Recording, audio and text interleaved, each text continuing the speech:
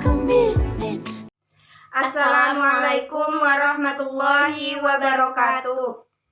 Perkenalkan, nama saya Elviana Fajarwati dengan NIM 204200038. Perkenalkan, nama saya Fadila Anwar dengan NIM 204200045. Kami dari Fakultas Tarbiyah dan Keguruan, Program Studi Pendidikan Guru Madrasah Ibtidaiyah Lokal 3B. Baiklah, di sini kita akan membahas mengenai kelahiran Nabi Muhammad SAW. Baiklah, di sini ibu dan rekan ibu akan menjelaskan mengenai kelahiran Nabi Muhammad SAW. Sebagaimana yang kita ketahui bersama bahwasannya Nabi Muhammad SAW dilahirkan dari keluarga yang bersih dan mempunyai silsilah yang terhormat, yang menjadi pusat segala keutamaan orang-orang Arab dan yang jauh dari kecenderungan-kecenderungan yang jahat.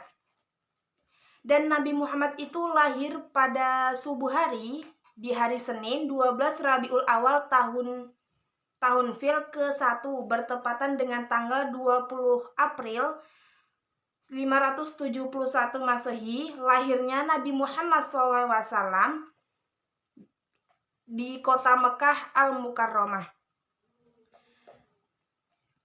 Nabi Muhammad SAW lahir pada tahun gajah, yakni tahun saat Abraham al-Ashram berusaha menyerang kota Mekah dan menghancurkan Ka'bah. Allah lalu menggagalkannya dengan mukjizat yang mengagumkan sebagaimana diceritakan dalam Al-Quran surah Al-Fil. Pada saat itu, Abdul Muthalib sedang tawaf di sekeliling Ka'bah. Setelah itu, datang utusan Aminah menghadap kepadanya dengan menyampaikan kabar bahwa Siti Aminah telah melahirkan seorang anak laki-laki dengan selamat. Dengan kegembiraan dan perasaan tidak sabar lagi, Abdul Muthalib tergesa-gesa datang ke rumah Aminah untuk melihat cucunya yang baru lahir. Kemudian kakeknya datang penuh sukacita dan membawa Rasulullah SAW ke Ka'bah dan seraya berdoa kepada Allah dan bersyukur kepadanya. Sekalipun kakek beliau sangat mengasihinya, tetapi beliau tetap seorang anak yatim yang lahir setelah ayahandanya wafat. Ayahandanya Abdullah meninggalkan ketika ibunya mengandung 2 bulan. Baik, selanjutnya kita akan membahas mengenai Nabi Muhammad SAW disusukan. Tradisi di kalangan bangsa Arab yaitu mencari wanita-wanita untuk menyusui anaknya. Hal ini dilakukan untuk menghindari anak-anaknya dari penyakit agar bayi tumbuh kuat dan melatih bahasa Arab dengan fasih. Setelah 3 hari disusukan oleh ibunya, Aminah, Nabi Muhammad SAW disusukan kepada seorang perempuan bernama Suwaibah, budak pamannya, Abu Lahab yang telah dimerdekakan. Nabi Muhammad SAW disusukan dan diasuh oleh Halimah binti Abu Zu'aib, seorang perempuan dari dusun Bani Sa'ad, istri Abu Kabsyah.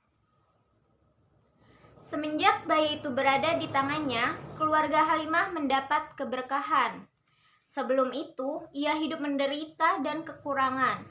Namun, Allah mengaruniainya banyak makanan. Hewan peliharaannya seperti onta yang tua dan tidak ada air susunya kini menjadi terisi penuh. Bahkan, kedelai yang ditunggangi olehnya berjalan lebih cepat daripada kedelai rombongannya. Kambingnya kenyang dan susunya penuh. Selanjutnya kita akan masuk ke Nabi Muhammad SAW dihitan dan diberi nama. Salah satu adat kebiasaan bangsa Arab pada masa itu, yaitu terutama pada bangsawan Quraisy Mekah, adalah jika anak laki-laki yang sudah menginjak usia 7 hari, dia akan dihitan dan diberi nama. Oleh sebab ketika Nabi SAW sudah berusia 7 hari, dia dihitan oleh kakeknya sendiri Abdul Muthalib kemudian diberi nama Muhammad. Oke, selanjutnya kita akan membahas mengenai kehidupan Nabi Muhammad SAW semasa kecil hingga remaja. Yang pertama itu ada kejadian yang aneh. Sebuah hadis yang diriwayatkan oleh Anas mengatakan bahwa malaikat Jibril mendatangi Nabi Muhammad SAW di saat beliau sedang bermain-main dengan anak-anak lainnya. Beliau kemudian diajak pergi, lalu dibaringkan, dibedah dadanya, lalu dikeluarkan hatinya. Dari hati beliau diambil segumpal darah hitam, lalu malaikat Jibril berkata, "Inilah bagian setan yang ada di tubuhmu." Hati beliau lalu dicuci dengan air zam-zam dalam sebuah bokor kencana, kemudian diletakkan kembali pada tempat semula, lalu dada beliau ditutup kembali. Yang kedua itu kematian sang ibu. Ibu Nabi Muhammad SAW meninggal saat beliau berumur 6 tahun. Awalnya Siti Aminah hendak pergi ke Madinah untuk berziarah menengok famili yang ada di sana. Beliau juga diajak menziarahi makam ayahnya. Dengan takdir Allah Subhanahu wa Ta'ala, ketika perjalanan mereka sampai di satu tempat bernama Abwa, Siti Aminah jatuh sakit dan beberapa hari kemudian wafat dan dikuburkan di tempat itu juga. Jadi ketika itu Nabi Muhammad SAW kembali ke Mekah bersama Ummu Aiman, budak perempuan peninggalan ayahnya.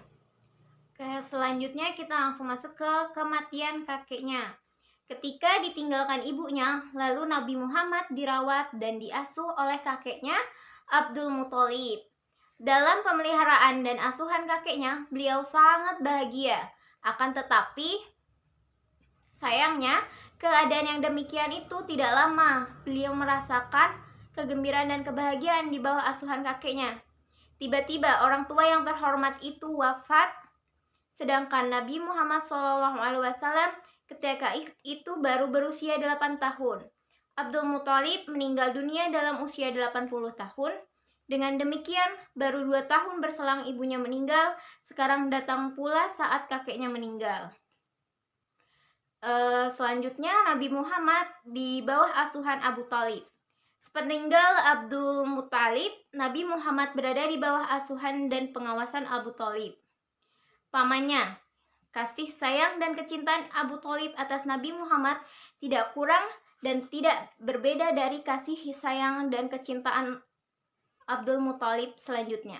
Abu Thalib mengasihi dan menyayangi kemenakannya sebagaimana dia mengasihani dan menyayangi anak-anaknya sendiri. Demikianlah Nabi Muhammad pada waktu dalam pemeliharaan dan pengasuhan Abdul Muthalib. Mungkin sekian dari Ibu dan juga Ibu Fadila tadi. Jika ada tambahannya lagi. Baik, mungkin hanya itu penjelasan materinya pada kesempatan kali ini.